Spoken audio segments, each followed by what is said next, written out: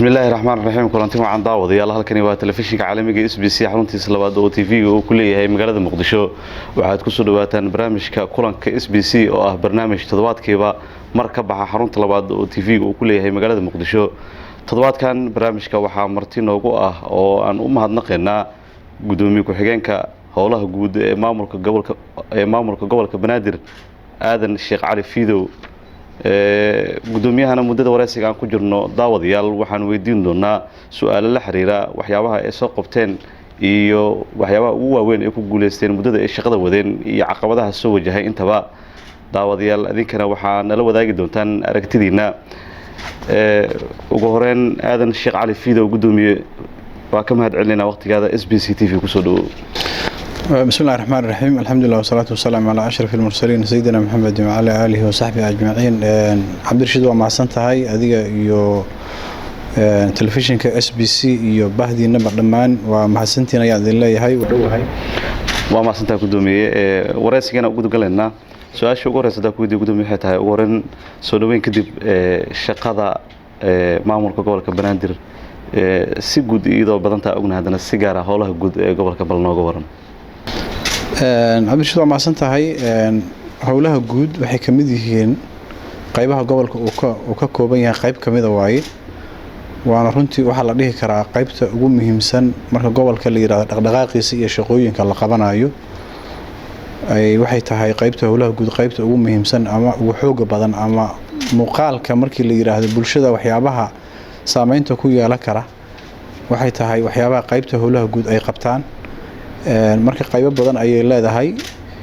bulshadu waxyaabaha ay arkaan waxa kamid ah wadooyinka la dhisaayo waxay kamid tahay howlaha guud emergency-ga dibdamiska kaleeto oo 24 saac bulshada magaalada Muqdisho baahiyahooda ay joogtada yihiin waxay kamid tahay howlaha guud nalalka magaalada Muqdisho oo si joogto ah looga shaqeeyo waxay kamid tahay waxyaabaha howlaha guud ay ka shaqeeyaan gobolka Banaadir bulaacadaha kaleeto magaalada Muqdisho oo aad ogsoon tahay baahi weyn in loo qabo waxay kamid tahay howlaha guud gaadiidka dawladda hoose ay ku shaqeyso waxay kamid tahay howlaha guud ay kamid tahay marka guud ahaan waxa la dhihi karaa qaybta howlaha guud runtii waa heer federaal marka laga soo gudbo heer gobol waa qaybta ugu xooga badan ama ugu saameynta badan bulshada magaalada Muqdisho in wax loo qabto waa gartay mudane gudoomiye waxaa jira dad badan oo shaqooyinkiina qaarna la dhacsan iyo qaar dhaliilsan intaba marka si kooban marka muddada hawshan qaranka ama dawladana haysan dawladda hoose si gaar maxaa idin qabsoomay runtii horta qofka hadduu shaqeynayo dhaliilna waa yeelana amaanna waa yeelana bini aadamka ma jiro qof dhameystiran oo dhaliil aan yeelan karin ma jiro laakiin muhiimaddu waxay tahay qofku inuu qofkii wax qabtaa la dhaliilaa ama la dhihi karaa waxaasa ku dhiman waxna waa qabatay annaga qaybteena waxaa la dhihi karaa wax badan waa qabanay wax badanna waxaa la dhihi karaa duruufo jira awgood ayaan u gaari weynay waxaa kamid ah waxyaabaha aan qabanay wadooyinka magaalada Muqdisho oo baahi badan loo qabo burburkii magaaladii dagaaladii sokeeye markii dawladda naga burburiyeen kadib laamiyadii way naga baaba'een waxaa la dhihi karaa annaga inta aan joognay ama 2 sano iyo bar ku dhawaad wadooyinka magaalada Muqdisho in badan ayaa la dhisay oo ay kamid tahay wadada Sodonka kaleeto oo aad dareemi karto magaalada Muqdisho waxyaabaha ay ugu fadhiso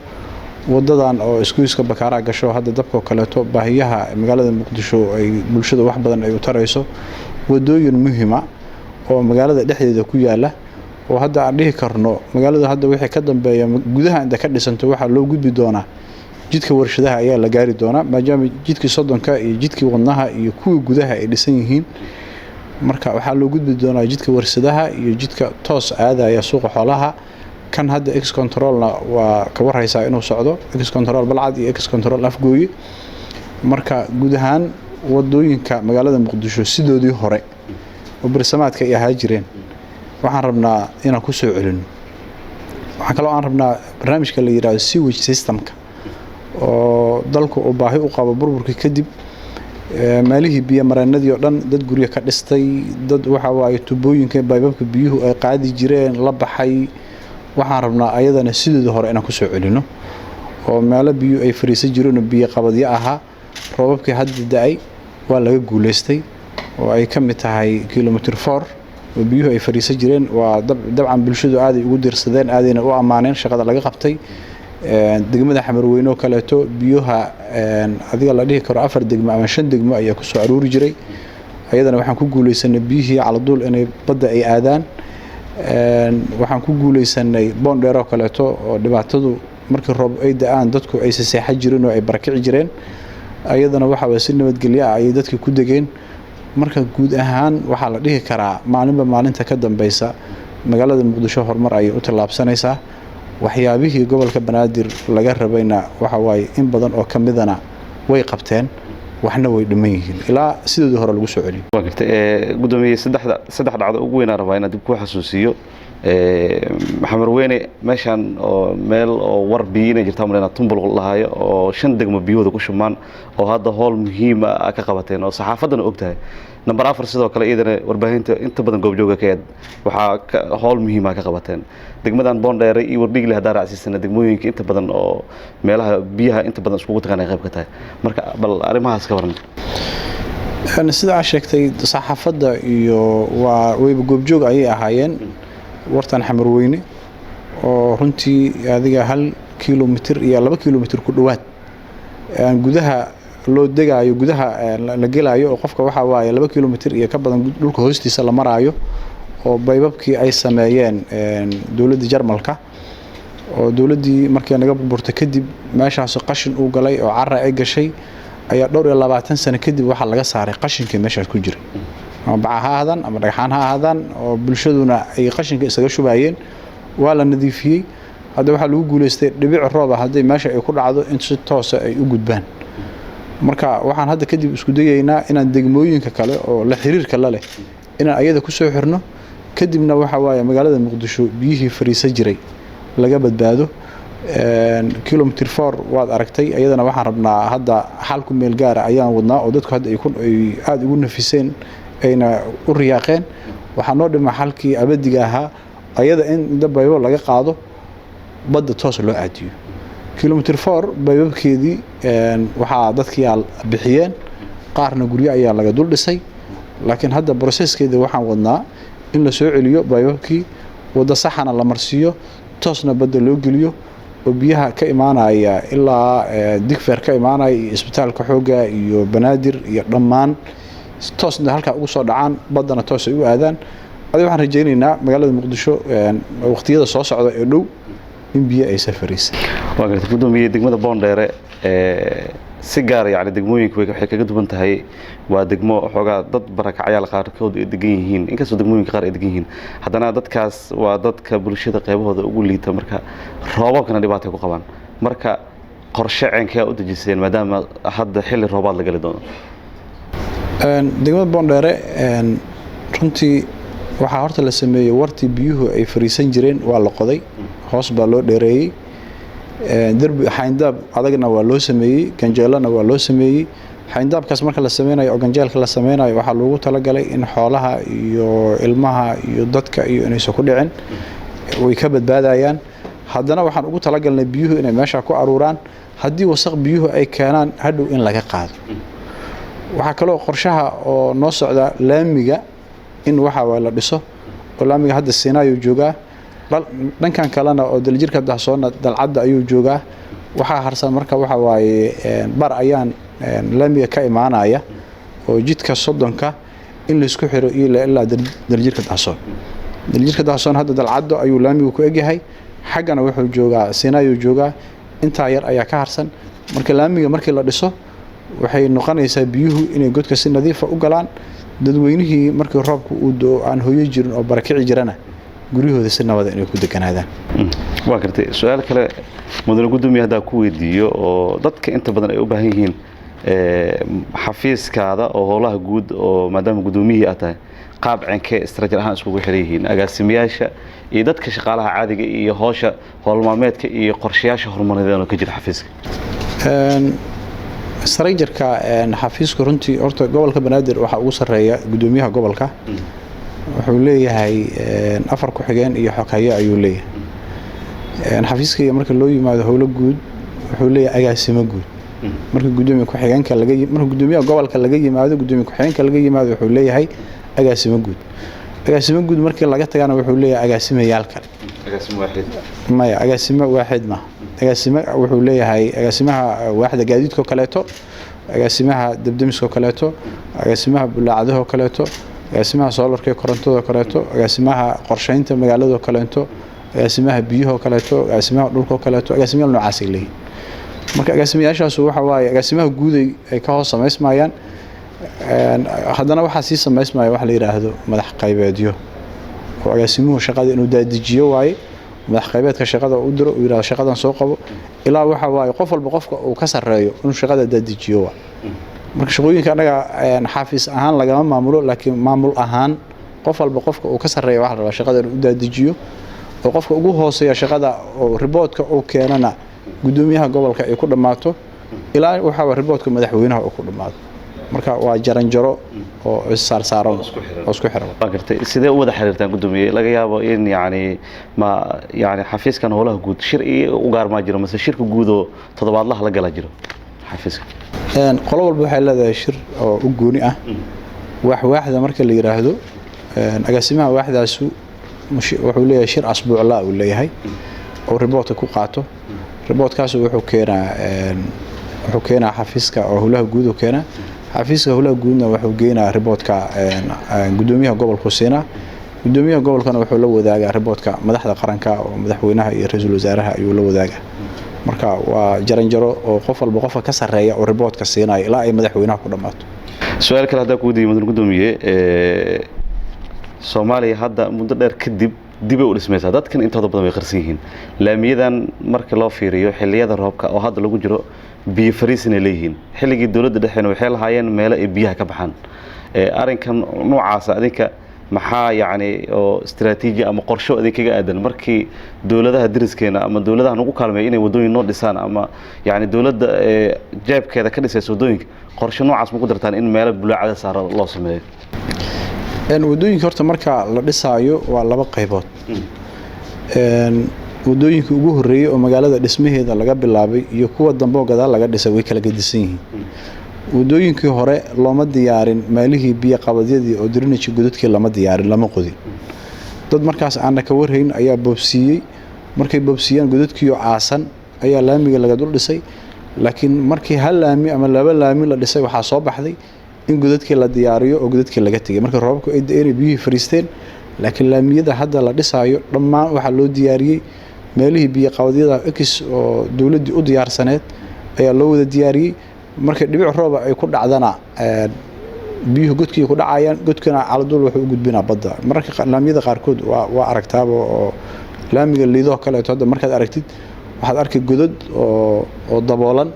oo lagu talagalay roobka markuu yimaado in biyuhu ay galaan kadibna biyuhu ay gudbiyaan marka kuwii hore oo Turkidu ay dhiseen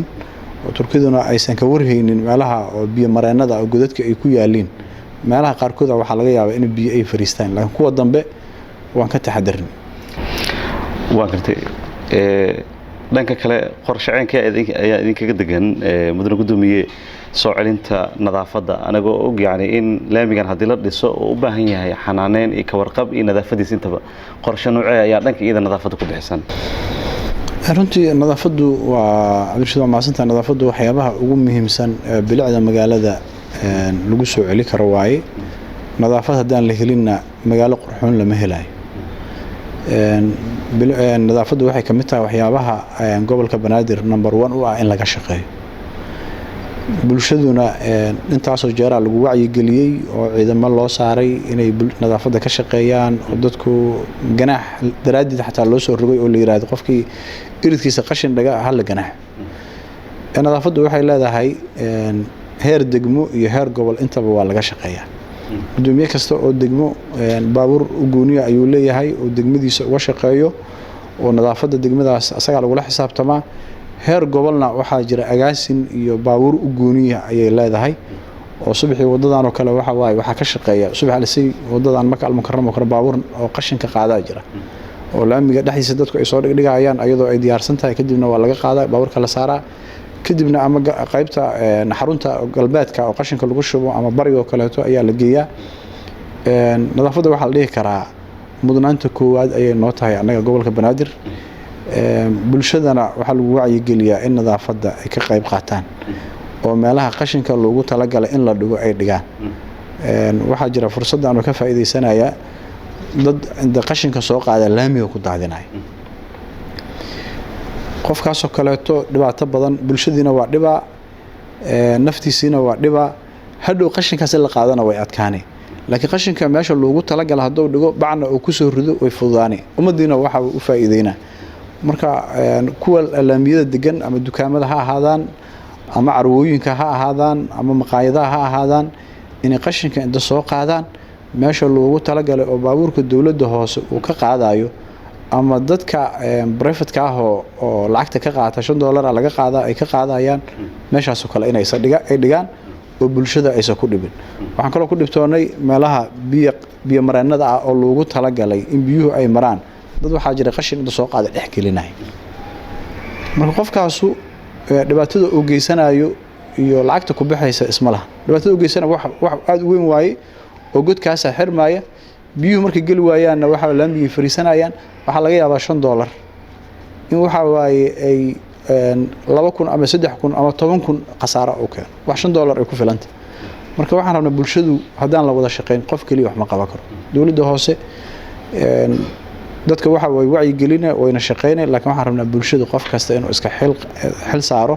nadaafadda soo qaybtiisa uga qaadana waagaag daawadayaal weli waxaa naga daawanaysaan shaashada SBC barnaamijka kulanka SBC ayaadna daawanaysaan waxaana marti nooga ah toddobaadkan aadan Sheekh Cali Fiidow oo ah gudoomiye ku-xigeenka howlaha guud ee gobolka Banaadir mudane gudoomiye hadda su'aal kale ku weydiiyo waxaa jira xarumo dawladda ay leedahay ama wasaaradda ay leeyihiin oo dan guud oo dawladda ay leedahay oo haddana dad shacab ay degan yihiin arintaas ka gobol ahaan ma ka warhaysan xarumaha dawladda waa laba qaybood qaybna waxaa la dawladda hoose qaybna waxaa la dawladda dhexe federaalka leh ama wasaaradda ha ahaato ama wakaalad ha lahaato ama xere ciidan ha ahaato dawladda hoose waxa quseeya wixii dawladda hoose ay leedahay dawladda hoose dhulkeeda way ka warhaysaa wayna u tiro kooban yihiin qof kasta oo Soomaaliya ama degan magaalada Muqdisho dhulka uu degan yahay dawladda hoose haday leedahay waa noo diiwaan gashan yahay dawladda hoose una yaala waana loo meesha uu ku yaalo iyo dadka degan waxaas oo dhan waa laga warhayaa wixii wasaaradda ay leeyihiin ama wakaalada ay leeyihiin dabcan ayagana way u diiwaan gashan yihiin laakiin hadda waxay ku xiran tahay baahida maalintaas hadii loo baahdo wasaaraddaas dadka degan oo shacabka waxay leedahay laga guuro wasaaradda u baahan dawladda hoosana hadii ay u baahato ayaduna sidaas oo kale iimaanay waxay leedahay meeshan waa loo baahan yahay intaas waa hadii aad deganeydeen maanta baahiya loo qaba ha laga guuro marka dhamaan waa diiwaan gashan yihiin waa gartay mudane gudoomiye isla su'aashan hadda si kale u dhigno kiisaska ugu dambeeyay bilihii la soo dhaafay inta gudoomiye noolaa iyo haddaba waxa taagan adinkana waa ku ammaanantihiin dad oo muwaadiniin Soomaaliyeed guriyahooda dib ugu celisayna jiray maamulka gobolka Banaadir oo arintaas dal iyo dibad laga wada qiray marka arimaha noocaas dadka iyo adinka sidee isku heshiin dad badan waxa jira oo shacab Soomaaliyeed ku daawanayo guriyahooda laga heesto ama dibadda ka daawada ama gudaha haddana yaani maxkamadaha markay tagaan yaani siyaabo kale wax loo weydiiyo ama waxyaabo kale oo ama CID markay tagaan intaba adinkana inta badan waxa ku dadaashaan dadka sida xuquuqdooda u heli lahayn ama xaqooda ka maqan u heli lahayn arinta noocaas xogta sida inay ku soo gaartaan dadka horta guryahoodu laga heesto guriga qofka ka maqan wuxuu ku yaala degmo 17 degmo kamid oo ku dhex yaala dadku waxay qaarkood la wadaagaan hay'adaha oo garsoorkay tagaan garsoorka markay tagaan oo garsoorka arinta ay ogaadaan oo qofkii la yiraahdo la wargeliyo oo haduu qofku sheeganayo guriga uu leeyahay ana iskale xukunka oo soo maro nidaamka oo soo maro markii la soo xukumo kadib qofka la yiraahdo guriga ka guur ya dawladda hoose agaasin dawladda hoose oo waaxda howlaha guud ka tirsan iyo markaas garsoorka dad ka socda ayaa waxay tagaan meesha qofkana furiisa ayaa lagu wareejiyaa qaarna degmooyinka ayaa toos u soo dhameeya oo qofka guriga iskale wuxuu u tagaa gudoomiyaha degmada gurigan waa laga haystaa oo yiraahdaa gudoomiyuhu degmadu kama warhayo gurigan inuu qofkaanu degan inuu leeyahay inuu salahayn qofka degana loo yira qofkan waxa gurigan waxa iskala leeyahay qofka muwaadinka waxaa laga rabaa saacad heblo inaad banaysid iyo maalin heblo inaad banaysid nasiib wanaag dadka qaarkood way soo dhaweeyaan waxayna weydiistaan dadkii guryaha ay ka deganayeen cafis kadibna waxay ku wareejiyaan furahoodii oo dad waxaa jira badan oo guryahoodii aan u soo noqon laakiin dadka degan ay la sugayaan dadka guriga iska lahaa marka dad xoog ku haystana way jiraan laakiin dad anaga waxaan aragnay soo dhaweeyay oo yiraahday intii aan deganaanay cafi guriga furihiisina waa kan degmadii ay arinta ay gobolka soo wargeliso sida qofka furihiisa lagu wareejiyo marka qof guri islaameed xoog ku haysan kara oo salahayn ma jiraayo dabcan meeshan waxa waaye dawlad ayaa ka shaqeynaysa in jabhadeyn iyo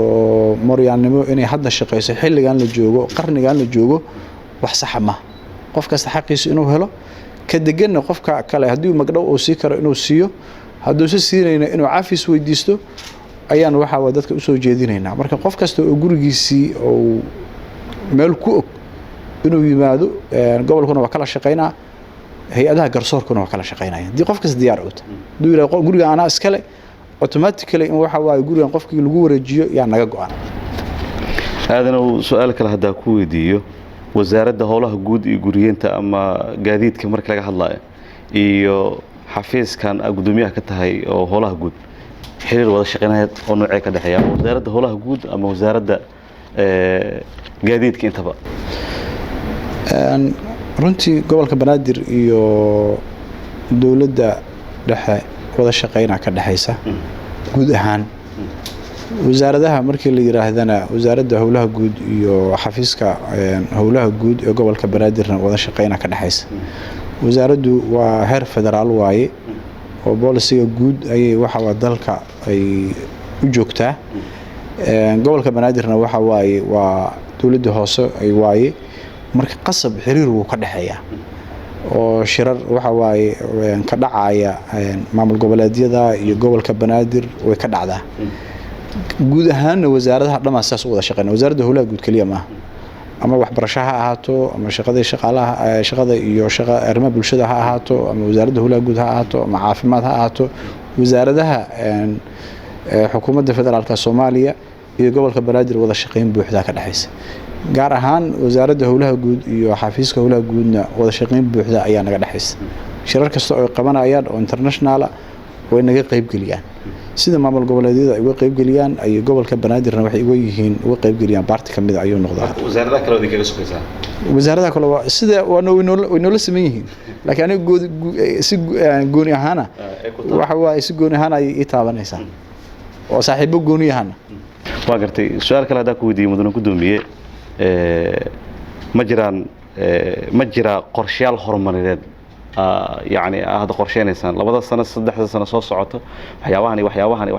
هذا ديرد صار دونا قرشيال حفيز كودجن مجرى قرشيال هرمرناد قبل كبنادر أيو يلا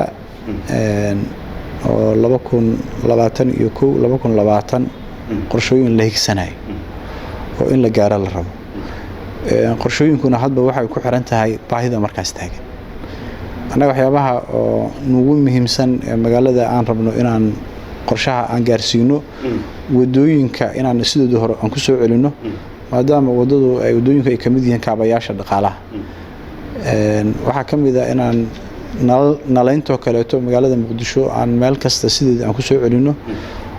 waxyaabaha aan higsanayno inaan waxaan rabnaa magaalada Muqdisho oo qorsheynta magaalada wax la yiraahdo aan ka sameeyno oo wadooyin laga sameeyo oo meelaha oo basiibka iyo jiirooyinka laga dahay oo qof kasta oo meel guri isaga habsado oo iska dhisto laana waxa magaaladu waxay u socotaa waa caasimadda Soomaaliya waaye labada shabeelleena inay gaartayna hadda u socotaa marka ma rabno in waxaan rabnaa sidii standard caalami ah sida wadamada dariska nala ay u dhisan yihiin oo kaleeto qorshahooda kale inaan sameysano marka waxaan leenahay adiga mustaqbalka waxaan higsanaynaa in qorshooyin fiican oo dalka iyo dadkaba anfacaya inaan waxa ka shaqeyn oo higsan waa gartay mudane gudoomiye gabagabadii waraysiga marayna su'aalo dhowr ay dhiman haddana waqtiga inay beeqaamina isku dayana solarka ama laamiyada nalalka ku dhagan mudane gudoomiye degmooyin badan oo waxaa jira oo nalalkaas hore mashruucaas loo geli haddana dansan ma ka war haysan adinka waa ka warhaynaa waxaanba aan xilka u hayno oo naloo magacaabay waxa waaye inaan bulshada u shaqeyno kana warhayno solarka degmooyinka la geliyo solarka markii maanta la geliyo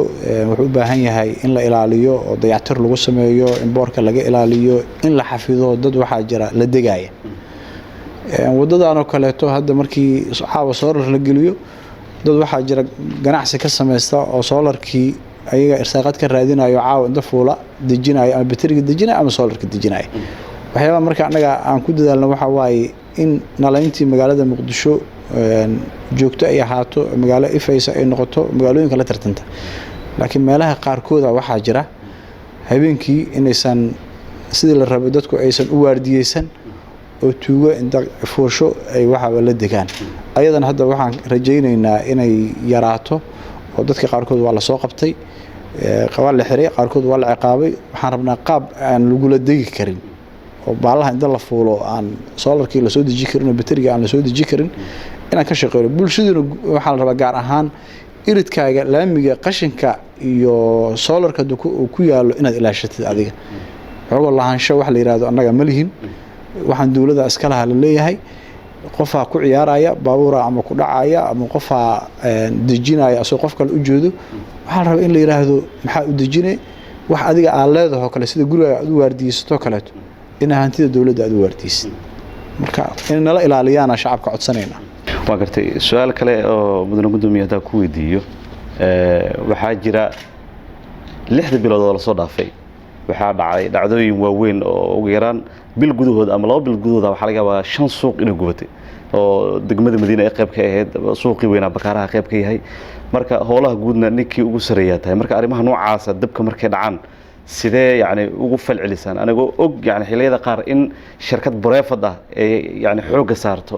inay dabkaas ka qayb qaadato ee daminteeda iyo wixeeda hadana yani su'aalahaada hadalladaada iga dhax bixin su'aashaas anigana muhiim u arkaa mudane gudoomiye okay waa maasanta horta dababka kaca waxa waaye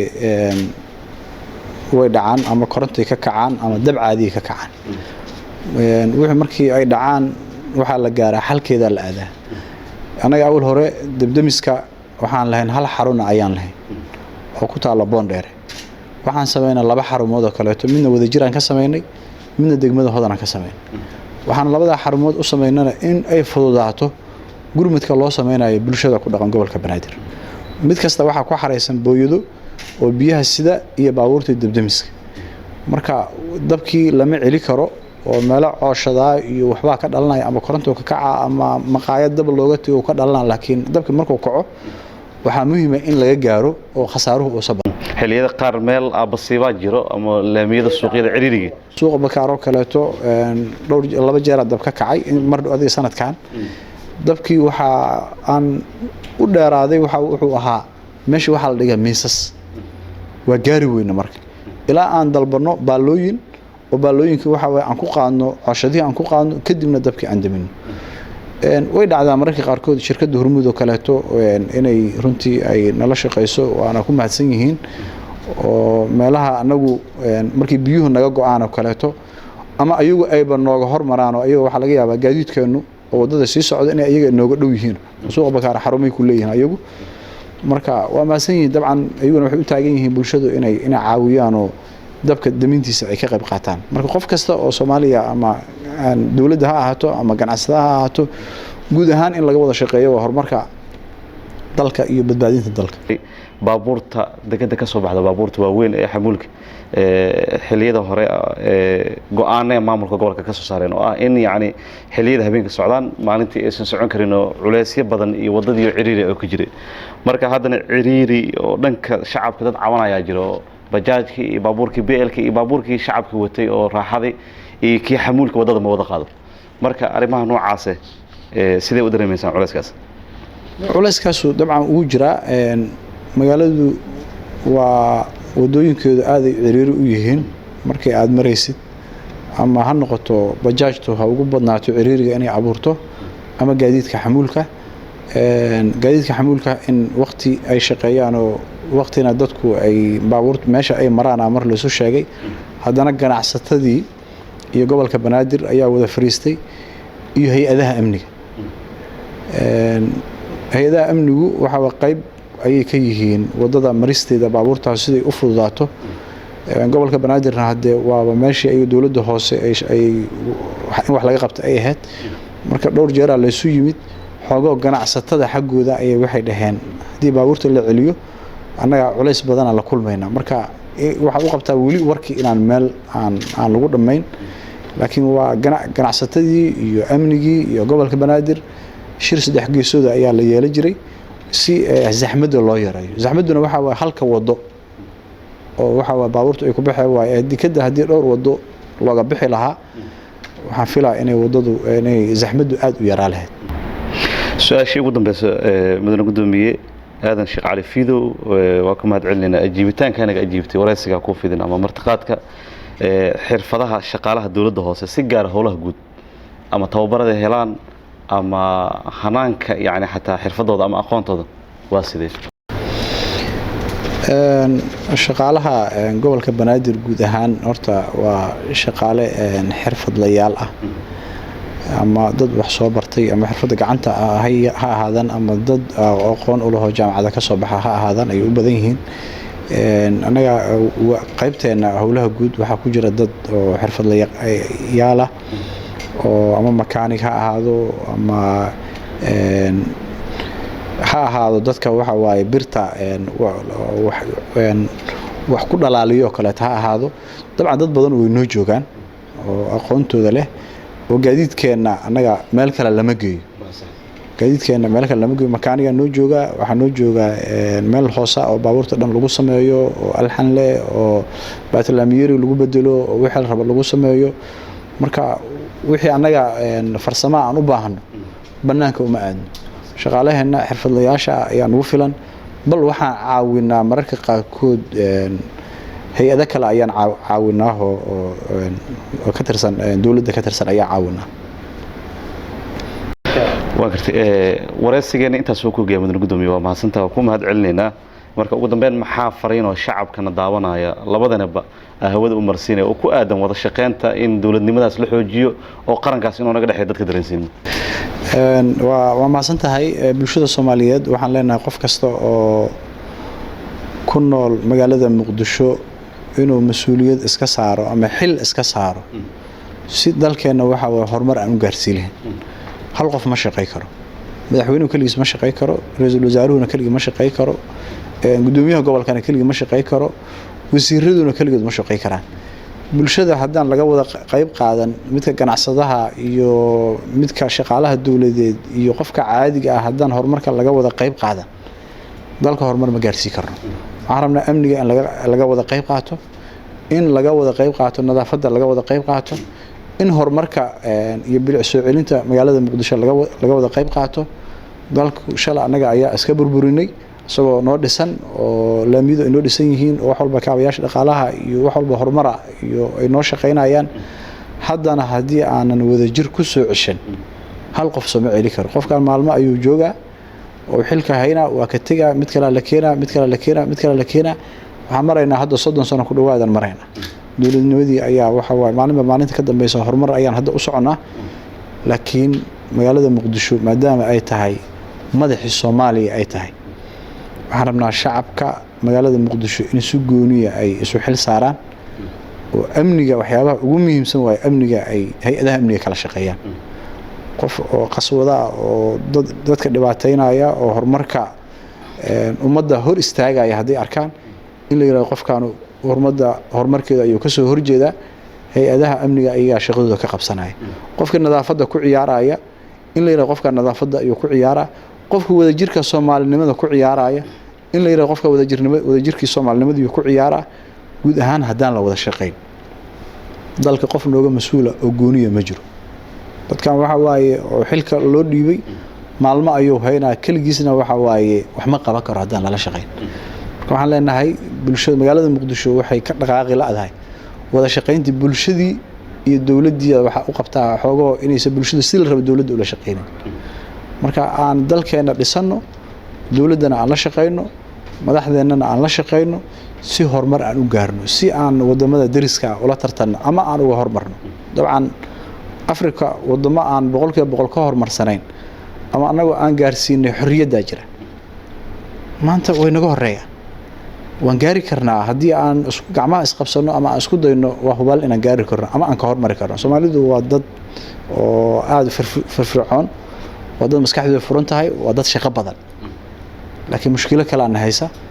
dalkeenni waxaan jirin wadaniyad wax la yiraahdo ninkan nimaa meel duduminaya laamigiiyo garweyn ku garaaca mid kale kan dhihi maayo laami garweynta ka daa wuxuu leeyahay iska dhaaf waa laami dadoo waa dadku ka dhaxeeya marka inaan laamiga wada ilaashano inaan nabadda wada ilaashano inaan horumarka wada higsano saasan Soomaalinimo iyo mustaqbal ifay aan ku gaari karnaa marka dhammaan aan wada shaqeynaa leeyahay waagaag daawadayaal intaas ayaan jecelnahay inaan ku soo gabagabeyno barnaamijkeena kulanka SBC oo ah barnaamij toddobaadkiiba mar aad kaga yimaada xarunta labaad oo TV-ga uu ku leeyahay magaalada Muqdisho toddobaadkan barnaamijka waxaa marti noogu ahaa gudoomiye ku-xigeenka howlaha guud ee gobolka Banaadir Aadan Sheekh Cali Fiidow oo kaga mahad celinayno kumanaan jeer waqtigiisa qaaliga iyo ajiibitaanku naga ajiibay wareysigaas toddobaadkan barnaamijka waxaa idin soo saaray anigoo Cabdirashiid Sandheere dhanka farsamada guud ee barnaamijka waxaa ka qaabeynayay Shirmaarka Xuseen Cabdullaahi Maxamed Sheekh Doon iyo Muxtaar Cabdi Aadan oo dhanka kaamirooyinka ka qaabeynayay ayaa sidoo kale u mahad celinaya iyo editko iyo farsamada gacan ka geystay Cumar Bulle barnaamijkan kankiisa xigay intaan ku kulmeyno sidaas iyo nabadgelyo wassalaamu calaykum waraxmatullaahi tacaala wabarakaatuhu mudan gudoomiye ma santa aad ma santa yalla thank you